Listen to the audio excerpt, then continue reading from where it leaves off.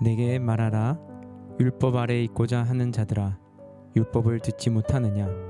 기록된 바 아브라함에게 두 아들이 있으니 하나는 여종에게서 하나는 자유 있는 여자에게서 났다 하였으며, 여종에게서는 육체를 따라 났고 자유 있는 여자에게서는 약속으로 말미암았느니라. 이것은 비유니 이 여자들은 두 언약이라. 하나는 신의 산으로부터 종을 낳은 자니 곧 하갈이라. 이 하갈은 아라비아에 있는 신의 산으로서 지금 있는 예루살렘과 같은 곳이니, 그가 그 자녀들과 더불어 종노릇하고 오직 위에 있는 예루살렘은 자유자니 곧 우리 어머니라. 기록된 바 잉태하지 못한 자여 즐거워하라. 산고를 모르는 자여 소리질러 외치라. 이는 홀로 사는 자의 자녀가 남편 있는 자의 자녀보다 많음이라 하였으니, 형제들아 너희는 이삭과 같이 약속의 자녀라. 그러나 그때 육체를 따라 난 자가 성령을 따라 난 자를 박해한 것 같이 이제도 그러하도다. 그러나 성경이 무엇을 말하느냐. 여종과 그 아들을 내쫓으라.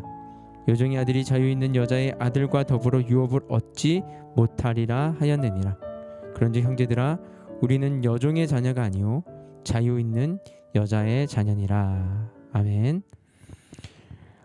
우리에게 장발장의 이야기로 잘 알려진 이 빅토르 위고의 소설 레 미제라블은 프랑스 혁명의 소용돌이에서 한 죄수의 일생을 통해 인간의 존엄성과 삶의 의미를 돌아보게 하는 작품입니다. 이 소설은 뮤지컬로 각색되었는데 캐츠, 오페라의 유령, 미스 사이곤과 더불어 세계 4대 뮤지컬로도 유명하며 2012년에는 뮤지컬 영화로 제작되었는데, 그 시대적 배경이 당시 우리나라의 상황과 유사해서 더 흥행했는지도 모르겠습니다. 오늘 본문을 읽으면서 영화 레미제라블의 장면이 떠올랐습니다. 젊은 학생들과 시민들이 자유를 갈망하며 정부군과 맞서는 장면에서는 인간에게 있어서 자유가 얼마나 소중한가를, 그리고 법의 수호자로서 범법자인 장발장을 추격하는 자베르 경관이 장발장의 실체를 알게 되자 자신이 믿었던 법의 모순 앞에서 갈등하다가 종국에는 다리에서 투신 자살하는 것으로 삶을 마감하는 모습에서는 인간이라면 누구나 두려워하는 죽음을 선택해야 했던 자베르 경관의 충직함에 안타까워했던 기억들이 있습니다. 오늘 본문에서 바울은 구약 성경을 인용하며 그것을 비유함으로 자신이 하고자 하는 말을 하고 있습니다. 본문에서 율법 아래에 있고자 하는 자들을 글자 그대로 해석하면 율법을 사랑하고 존경해서 지키려는 자들처럼 보이지만, 바울은 복음으로 믿음으로 하나님으로 말미암아 유업을 받을 자인 갈라디아 교인들을 율법의 종으로 전락시키는 율법주의자들을 비꼬며 지적하고 있는 것입니다. 그들에게 율법을 듣지 못하였느냐, 즉 구약에 기록되어 있는 아브라함의 아내 사라와 하갈의 비유를 통해 복음과 율법을 구체적으로 비교 설명하고 있습니다.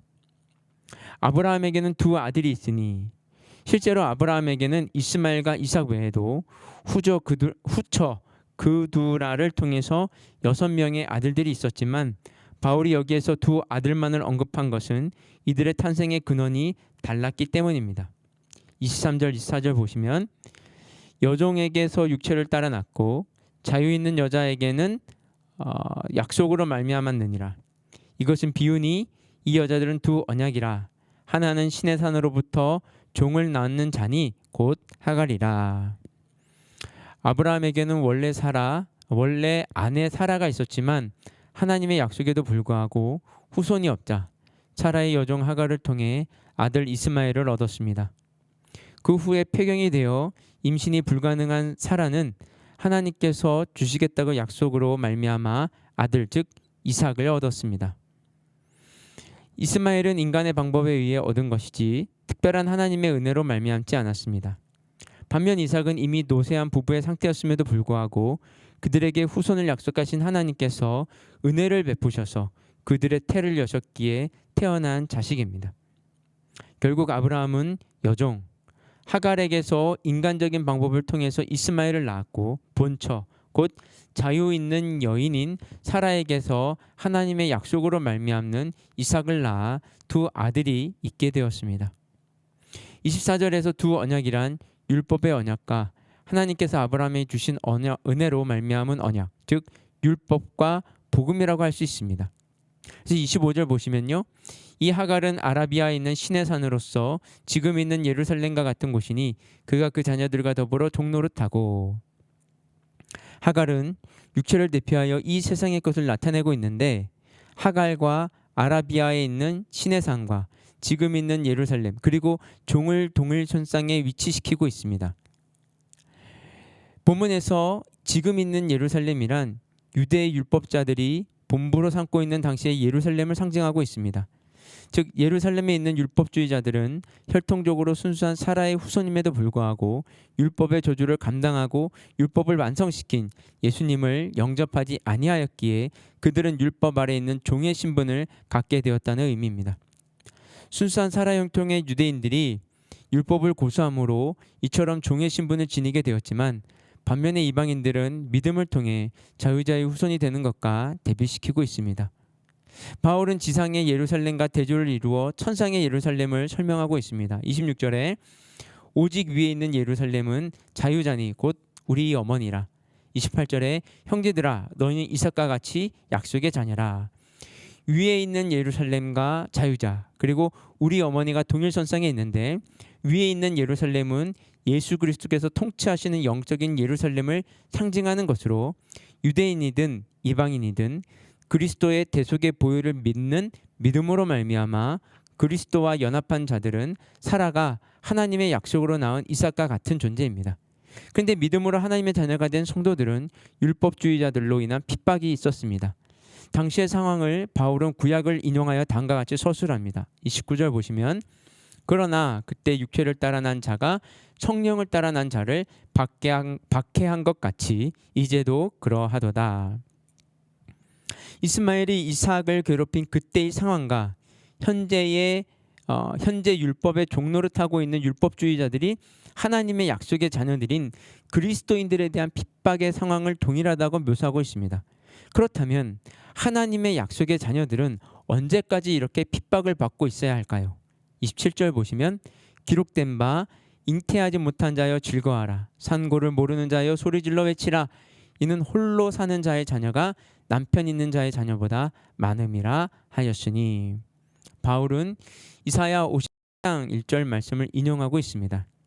하나님의 백성인 이스라엘은 하나님을 저버리고 우상 숭배한 결과 주전 722년 북왕국 이스라엘은 아수르에게, 주전 586년 남왕국 유다는 바벨론에 의해 멸망되어 포로로 끌려갔습니다.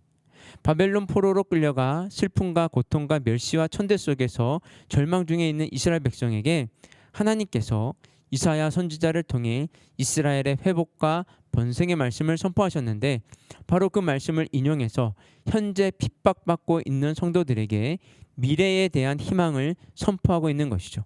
잉태하지 못한 자, 상고를 모르는 자를 사라와 동일시하였습니다. 그런데 결국 사라에게는 하나님께서 약속의 자녀 이삭을 주셨고 그의 후손들이 모래알같이 많아지게 되었다는 역사적 사실을 어필함으로 현재 핍박받고 있는 성도들에게 희망을 주고 있습니다. 그러면 자신들을 핍박하고 있는 율법주의자들의 주장에 대해 어떻게 대처해야 할지에 대해서 여종과 그 아들을 내쫓으라. 여종의 아들이 자유 있는 여자의 아들과 더불어 유업을 얻지 못하리라. 즉 구약의 내용을 인용해서 율법과 복음은 공존할 수 없기에 믿음을 선택해야 한다고 말하고 있는 것입니다.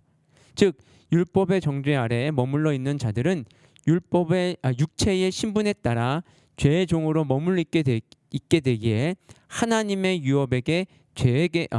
유업에서 제외되게 됩니다. 그래서 31절 보시면, 그런즉 형제들아 우리는 여종의 자녀가 아니요 자유 있는 여자의 자녀니라. 바울은 믿음으로 말미암아 우리가 율법의 속박에서 벗어나 자유를 얻었으므로 그리스도 안에 얻은 이 자유를 굳게 지킬 것을 강력하게 주장하고 있습니다. 앞서 서두에 레미자부를 보면서 자유가 인간에게 얼마나 소중한 것을 생각해 보았다고 말씀드렸습니다. 그러나 인간이 추구해야 할 진정한 의미의 자유는 단순히 정치적, 사회적, 개인적 자유만을 의미하는 것이 아닙니다. 하나님의 말씀으로 말미암은 자유함이 없다면 진정한 자유가 아닙니다. 물고기가 물을 떠나서는 자유하지 못하고 죽습니다. 즉 물고기가 물속에 있을 때 자유를 만끽하듯이 피조물인 사람은 창조주이신 하나님의 말씀 속에 있을 때만 진정한 자유를 누리게 됩니다. 하나님의 말씀 속에 거할 수 있게 되는 근본은 바로 예수 그리스도의 복음을 믿는 믿음입니다. 예수님께서 십자가 대속의 보혈로 나를 율법의 멍에로부터 구속해 주셨다는 이 사실을 믿을 때 하나님의 말씀이 나에게 억압이나 구속으로 존재하지 하는 것이 아니라 오히려 나를 율법으로부터 자유롭게 해주기 위해 존재한 사실을 깨닫게 되는 것이죠. 오늘 주님께서 우리에게 주신 자유를 어떻게 사용하시겠습니까? 오늘 주님께서 우리에게 주신 자유를 무엇을 위해 사용하시겠습니까? 오늘 주님께서 우리에게 주신 자유를 통해 진정한 행복을 누리시기를 주님의 이름으로 축복합니다. 함께 기도하시겠습니다. 하나님 아버지, 더 이상 율법의 종의 신분이 아니라 하나님의 유업을 이어받은 약속의 자녀임을 자각하며 살아갈 수 있도록 도와주십시오. 주님께서 허락하신 자유를 하나님과 내 이웃을 위해 현명하게 사용할 수 있도록 도와주십시오. 언제 어디에 있든지 하나님의 말씀 안에서 참 자유를 누리는 우리로 말미암아 이 사회가 진정한 하나님 나라로 변화되어가는 은혜를 베풀어 주시옵소서. 이 모든 말씀 예수 그리스도의 이름으로 기도드렸습니다. 아멘. 우리 계속해서 개인 기도 제목 가지고 기도하며 나아가도록 하겠습니다.